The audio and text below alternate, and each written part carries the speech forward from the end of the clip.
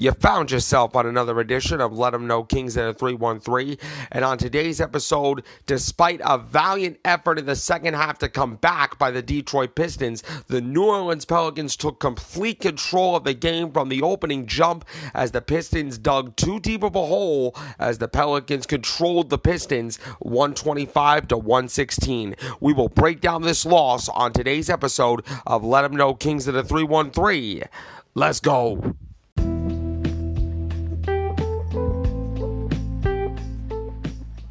And now, ladies and gentlemen, in the place to be, it is that time for the post-game reaction podcast to the Cleveland Cavaliers, Sacramento Kings, and the Pistons from the D. This is Let 'Em Know Kings in the 3-1-3.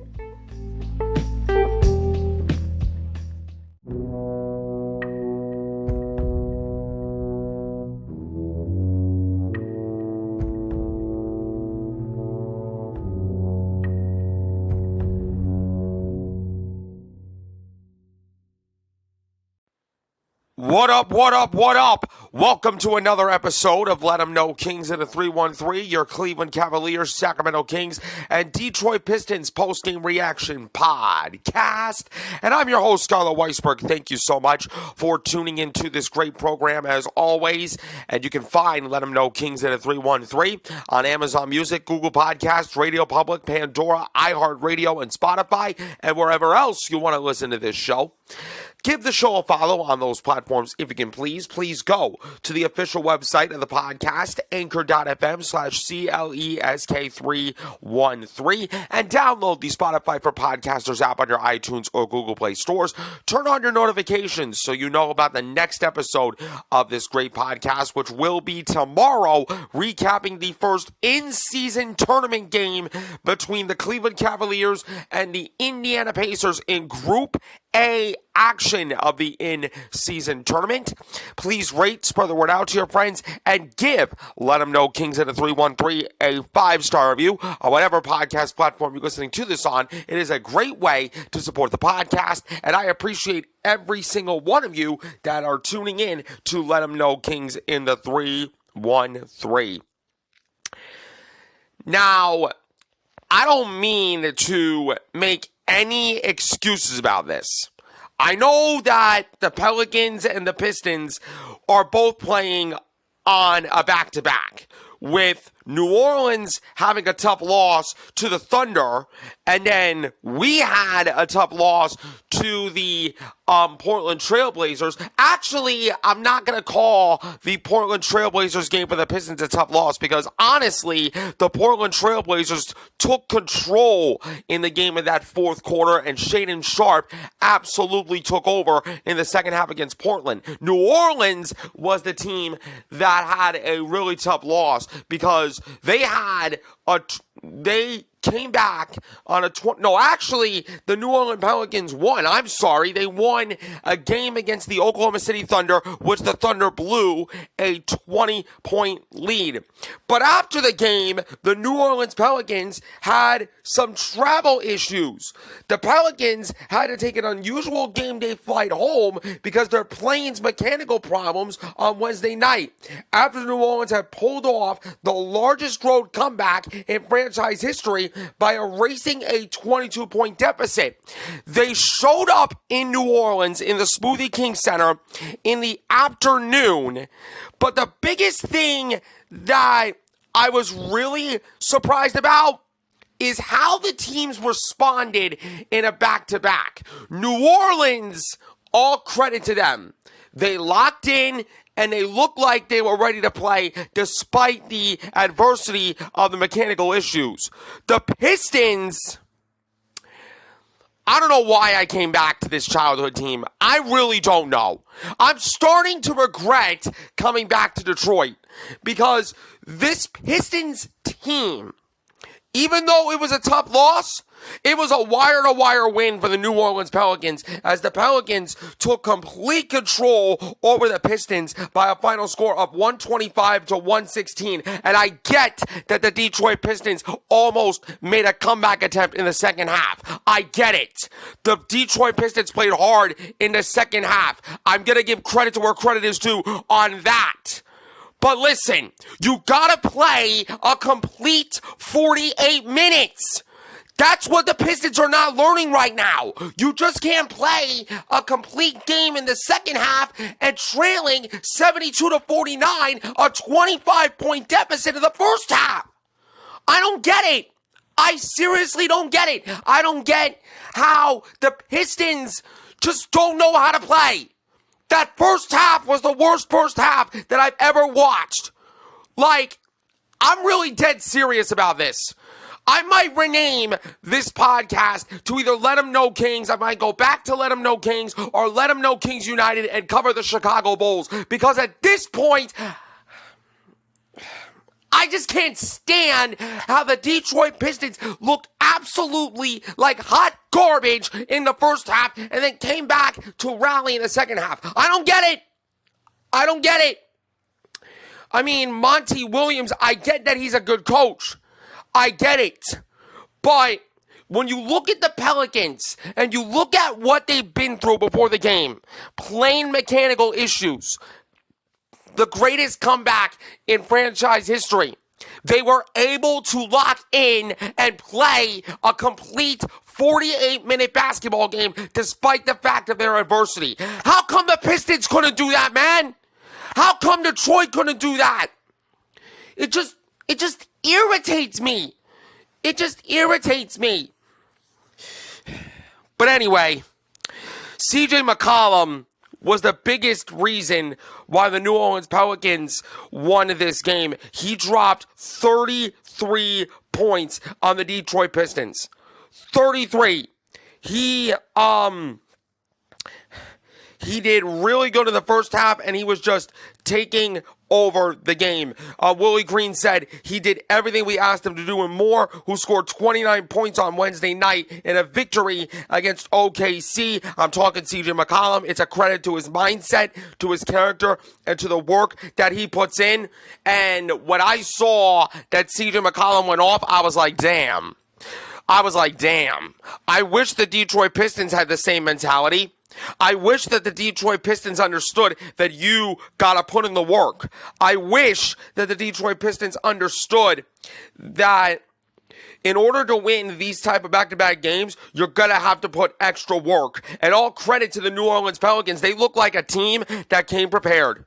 They look like a team that wanted to play. They looked like a team that needed to take care of business on their home floor. And now they are 4-1 and looking like contenders in the Western Conference. Mind you, the New Orleans Pelicans did not have their two best players, Brandon Ingram due to knee tendonitis and Zion Williamson, who was given the night off because they were playing on back-to-back nights. Very smart by Willie Green. I gotta give credit to Willie Green on that because he was a really smart coach. But the biggest thing that I was really impressed about the New Orleans Pelicans is their ability to shoot the ball and to shoot the ball at will. Matt Ryan, a third-year pro out of Chattanooga, got his first career start and scored a career-high 20 points, hitting 6 of 8 three-pointers. Did the Detroit Pistons read the scouting report on him? Hell no! Hell no! I get that they were preparing for Brandon Ingram and Zion Williamson. I get it. But you need to learn to be prepared for anybody. For anybody and anything. And I don't think the Detroit Pistons read the scouting report heading into this game. I don't. I think the Pistons are an unprepared team. They're playing like little kids that just don't know how to understand.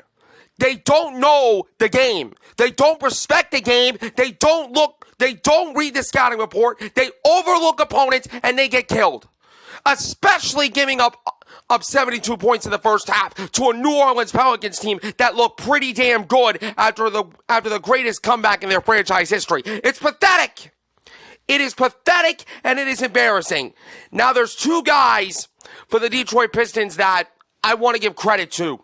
Marcus Sasser, that looked absolutely solid in this game. He had 5 threes and finished with 19 points. And Asar Thompson, he scored 16 points. I know Asar Thompson is going to ball. And I know Cade Cunningham is going to get his. He finished with 22 points and 11 assists for the Pistons.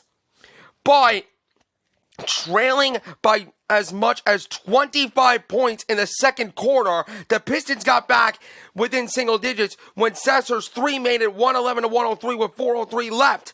But Jones hit a driving layup while being fouled on New Orleans' next trip down the court. It's the lack of discipline that the Detroit Pistons have, and it kills me. It really kills me that the Pistons are playing like this. I don't understand. Maybe I thought Monty Williams coming to Detroit would be a change of culture for the Pistons, right? It would be a change of scenery. It would be a change of mentality. But it's the same old Pistons because we're playing like hot garbage.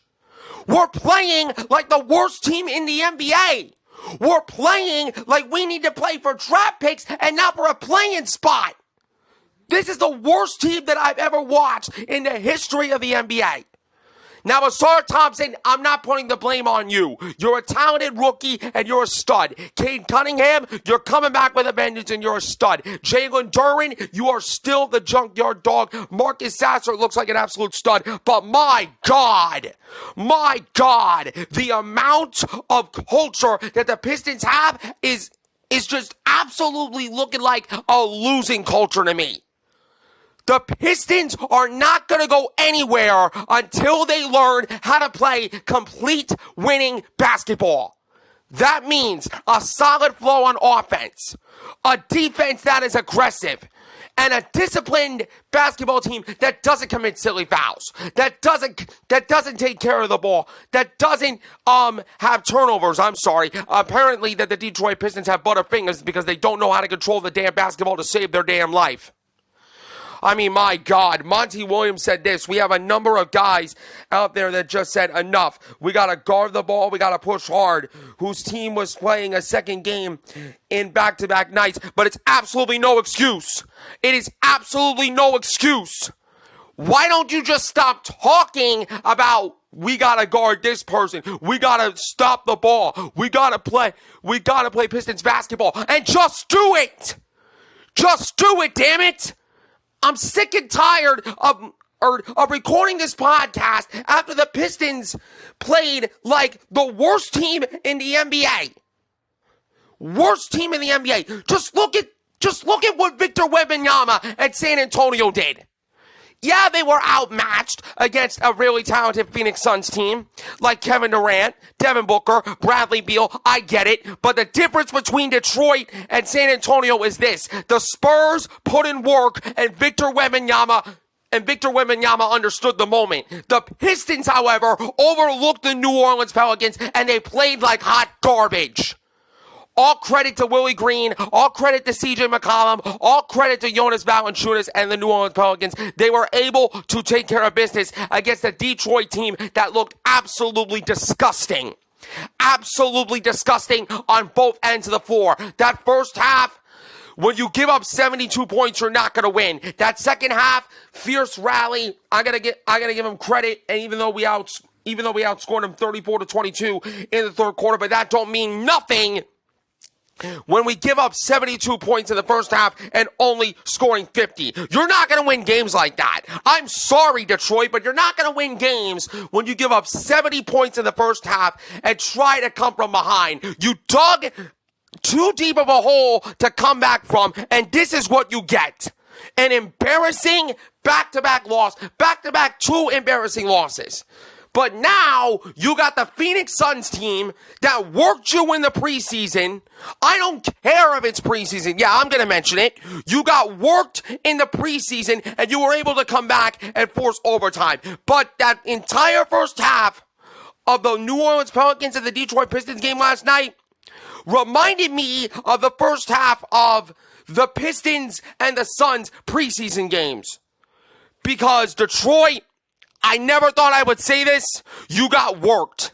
You got worked in every single phase of the game. You got worked, you got dominated, you got outclassed, and New Orleans showed y'all you were too small and you're too soft. You're not going to win games like this. Anyway, the stats for this game, 49% from the field for New Orleans Pelicans. They were just shooting the lights out tonight. They were shooting the ball right out of the gym. 44% for the Detroit Pistons. The three-point percentage, 43% from downtown. They had that big. The New Orleans Pelicans had a better stroke than the Detroit Pistons. It's that simple. The free throws, New Orleans better team, 94% to 80. The rebounds, Detroit did better on the glass, which is absolutely surprising to me.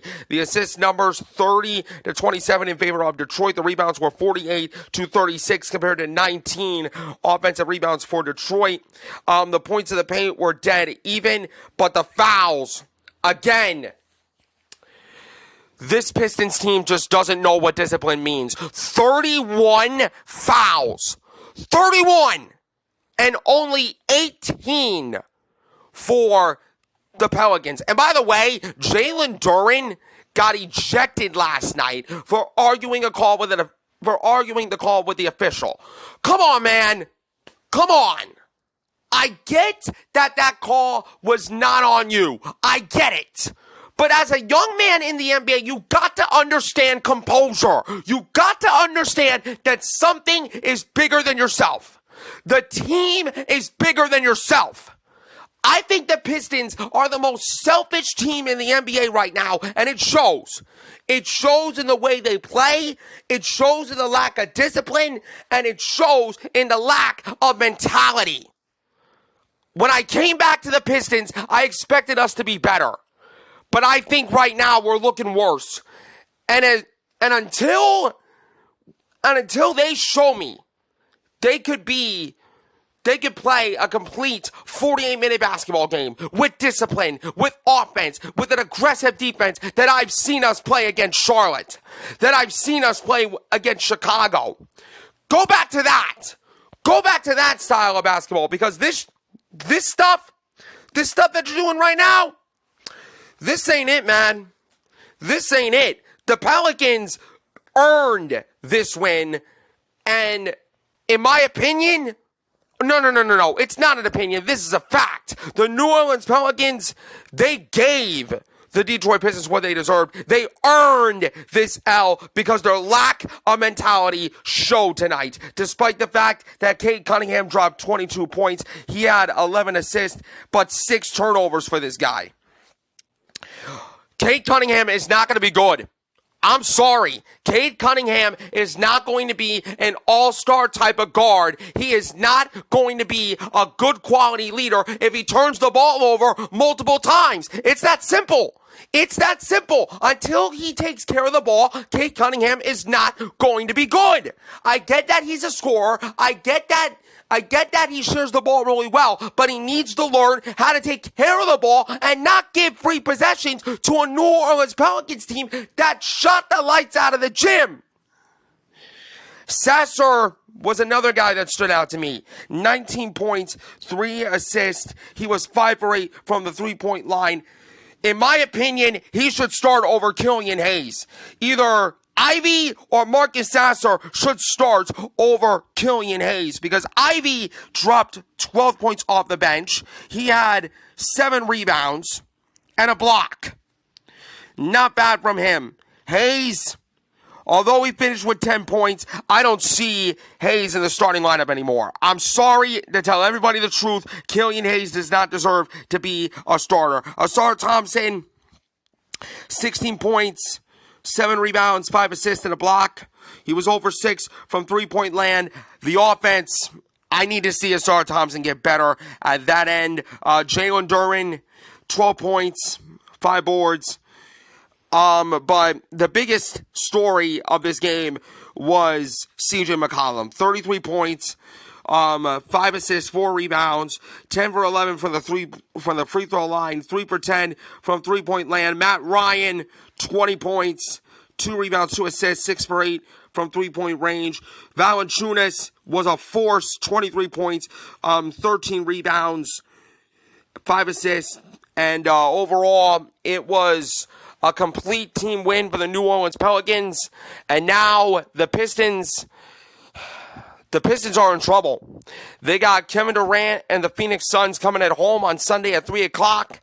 And then the next night, they got Steph Curry, Klay Thompson, and the Golden State Warriors. I will not be surprised if the Suns and the Warriors blow out the Detroit Pistons this weekend, because until the Pistons show me that they are a disciplined basketball team that can play 48 minutes, they're not going to go anywhere. They're not going to go anywhere. Monty Williams, you got some work to do, because my trust in the Detroit Pistons is gone right now. That's going to do it for today's edition of Let 'Em Know Kings at the 313. I'm sorry for ranting. This turned out to be a therapy session, and I never thought I would go that far, but sometimes the Pistons just drive me to that point. But anyway, you can find Let 'Em Know Kings at a 313 on Amazon Music, Google Podcast, iHeartRadio, Spotify, Radio Public, Pandora, and wherever you want to listen to the show. Give the show a follow on the platforms. Turn on your notifications so you know about the next episode. Please rate, spread the word out to your friends, and give Let 'Em Know Kings at a 313 a 5-star review. Thank you for tuning in. I'm Skylar Weisberg, and I will see you right back here for another episode of Let 'Em Know Kings in the 313.